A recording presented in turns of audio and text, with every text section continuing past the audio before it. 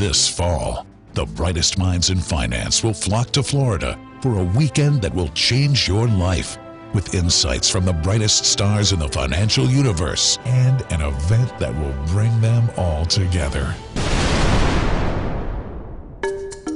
Presenting the first annual T3 Live Finance Festival at the Mayfair Hotel and Spa in Coconut Grove, Florida, for a weekend you'll never forget and memories that will last a lifetime. The Finance Festival, a Todd Harrison production, brought to you by T3 Live and TradeStation. A portion of the proceeds to benefit the Ruby Peck Foundation for Children's Education and the Crohn's and Colitis Foundation of America. Friday, November 6th to Sunday, November 8th, 2015. Bring your spouse, tell your friends, make some noise, and take charge of your financial future. It's gonna be nuts. Space is limited, so act fast.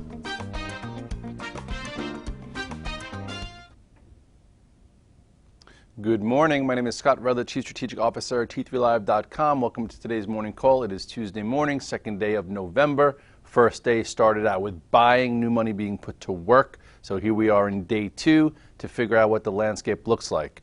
Overseas, you have Europe off a little bit, not really falling apart, but new headlines about VW, about the emissions, and it's back in the news, and it probably could use a little bit of a pullback.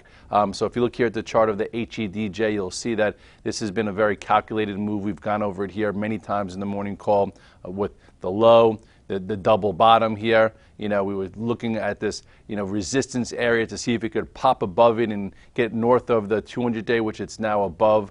At this point, I think there is some support, which has been the 8-day moving average for the majority of this move. So that comes in a little bit closer to just say 60.50. So as long as it stays above 60.50, I would think that this short-term trend is intact.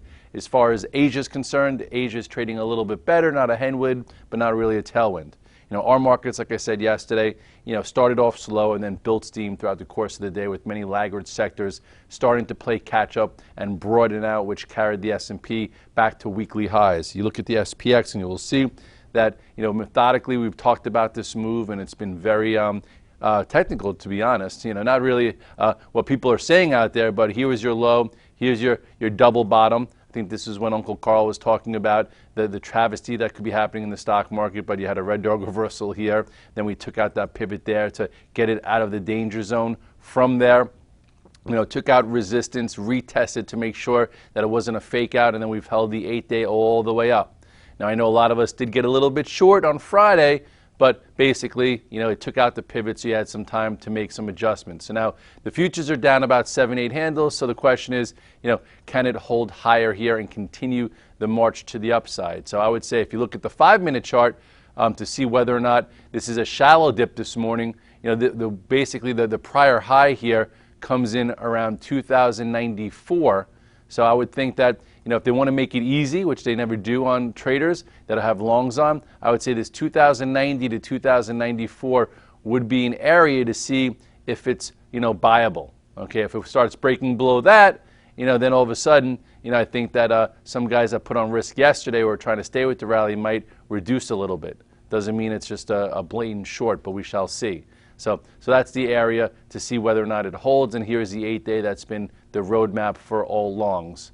As far as sectors playing catch-up, the IWM, after faking some people out, including me last week, wound up turning back up. This head and shoulders bottom pattern that we've been talking about ever since I was on Bloomberg a week or so ago is starting to play out. It's been doing it at its own sweet time, but basically it broke above this spot to pull in to kind of retest it, I guess, a little bit lower than we would have thought, and now it's working its way higher. So for today, you do have the prior high here. Okay, this was 17.14. So if we do pull back a little bit, you want to see if maybe this holds. And if that doesn't hold, I guess we'll be seeing if this 116.50 holds. So if this is any good, I hate to say, because last time it shook us out, 116.50 to 117.12 should be buyable. And then if that's the case, it could continue to work its way higher. It's still not even back at the pivot that it put in, in late September. So it's been lagging. So we'll see what happens here if maybe, the dollar get stronger. It'll help with this, but at this point, still looks good. It's just taking its sweet, time, except when it spurts. The IBB also, nice tradable moves here. Last viable pivot we talked about was this 315 to 320. It then pulled back, created a nice level flag, and took back this 200-day right there. So at this point, could be off a few dollars with the futures. So see if this level holds now. If 333 holds, you'll see that these dips have been viable. It's now above the 8 and 21 day again, which usually shows you decent momentum trends. So I would look at that 333 to see if it holds ish somewhere around there. The actual trend, oh, look at that. It's coming right into a bigger trend line. So it might pause a little bit there. Just to go over two charts in the bios while we're here, CELG has earnings on the 5th. It cleared its descending channel. Remember we had it listed here at 120. Well, now it's going sideways again. If it can clear this new pivot here, that would probably help the bios. If you look at also GILD, it too has a decent setup. The first viable move was when it really took out this spot. Now it's holding sideways. I know growth is decelerating, but we shall see if this could stay above this spot here of about 107. Maybe there's a chance at some point that this could help lead the bios above 110. JUNO has been stair-stepping higher. We've listed it many times in the note. I think the last time was right here when it cleared this little lower pivot. Then it cleared another one and then retested it. And now, if the bios want to get another spot of momentum, above 54-ish, and that could go. Moving into the banks, the XLF, basically, came back to life after a 2-day pullback. It was strong fast yesterday, and now we'll see whether or not it might take the jobs report and show that it's not a disaster for rates in December to clear this spot. But I would say as long as it holds this 24, maybe it can get above this 24.55. Just say look at Goldman Sachs. You want to look at a few of these things. These things have been laggards so far since the July high, but you are coming into a pretty big resistance. This ascending channel has been intact, and maybe you stay long versus 187, and with just an inline jobs report, perhaps it takes out this 191 and gets you to fill this gap all the way up here near 196. JP Morgan looks a little bit stronger. Actually, I'm in that one. If anything could take out a prior pivot, it seems as if this one can. So if you're long it, perhaps there's an additional trade here if it gets to clear this 65.83. Perhaps it fills this gap up to here. This too, following the 8-day, it's cleared certain areas. It's not a barn-burning move, but it's been trending higher, and there's been spots to buy, and we'll see if it could go green today and clear that spot. Earnings season is getting somewhat behind us. There's been a definite list of stocks that have done very well. Then you have your have-nots that have been left to the side. Apple's been acting better since earnings. I'd love to see Apple go green today. Apple itself, gave you a nice viable move after earnings right here. Okay, that's when it had the gap up and held. Now it's trying to do some work above this 119.33. So with a little bit more time, perhaps it goes green and takes out this 121.36, and maybe come year end fills this thing to 128. Right around here after earnings, people are like, what do you think? $8 higher or $8 lower come year end, because that's pretty much the range. And I think that with the buyback behind it, it's probably more to the upside. Best in breed Google, near those post earnings high. Futures are down a little bit. I'll look today to see maybe, after the reversal yesterday, it gets that trade above the post earnings high of 752. So this will be on my radar today.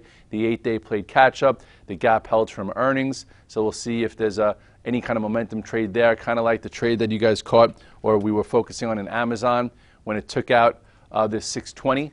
Okay, it took out 620, and hey, what a quinky dink. It's holding it for now. So if there wants to be a little bit of leadership more here in high beta, that's what's going on there in Amazon.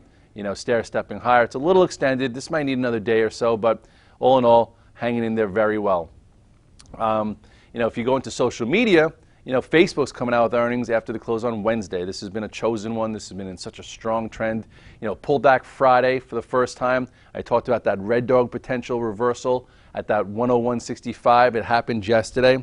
If you look at Facebook, you'll see It's been in a very strong trend with lots of trades along the way. Last one from momentum was here. The red dog reversal pullback trade was right there, and then here you go again. So I did, once it went green yesterday, I put on some $100 calls, thinking that maybe coming back to earnings, it's going to work its way back to this 105 pivot. If it does before earnings, maybe I turn it into a call spread, and then it's a free play. If it stays around here, I'll just stick in it, and we'll see what happens next. Today, it's down a little bit. Maybe it goes green, and if we were to take out 103.47, your next spot comes back up into the upper end of this range. LinkedIn, after the strong report, it's digesting. I don't know how many days it's going to need, but at this point, give it a few days and see if this open gap stays there. And if it does, perhaps there's another trade above this. This stock has been silent and nobody really focuses on it. We had it on our note right in here, which was a good technical buy area. And now it's pretty much holding above this prior resistance. So we'll see with a little bit more work. I would then refocus on it at another time.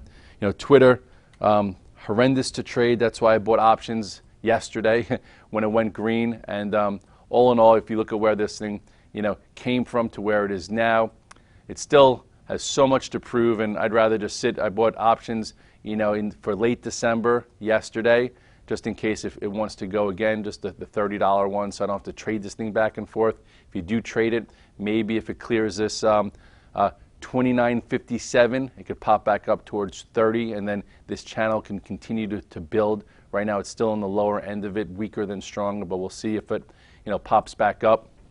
As far as oil plays, we've been talking about the XLE for quite some time, and oil stopped leaking, which we said last week, and the XLE popped. XLE is looking like it's having another move. Okay, the first move happened when it took out this descending channel here, reached this peak. Then you could draw yourself another channel here where it consolidated, and it's just starting to leave now. So I do think at some point, this thing could see at least 72 based on the way it's trading. And if you look at where it came from, all the way up in the trees, that's not such a big, or outlandish type of target.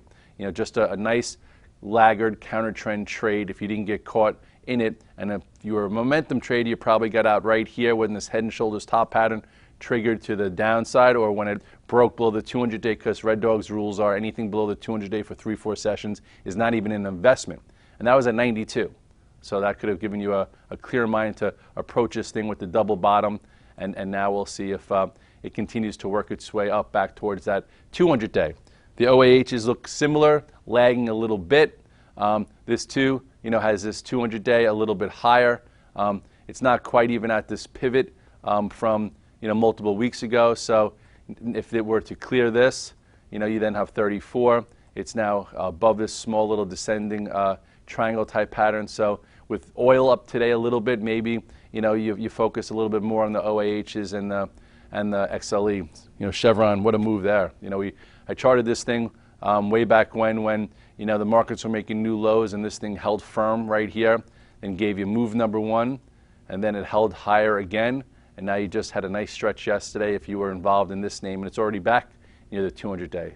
I'm sure XOM looks pretty familiar, and then you could rotate through other names, but ultimately, nice move that people were probably looking to see in this quarter. Here, remember, everyone was playing the first, second quarter for the oil names and got capitulated out here, and then now you're getting your fourth quarter move back up. Ultimately, you draw like a trend line here. It's just back above it, just above the 200-day, and and now maybe it continues to show some relative strength into year end. Last night you had earnings from Fit. It did give you a little pre-earnings move, but our rules, we do not take stock into earnings. Maybe you take options, either way.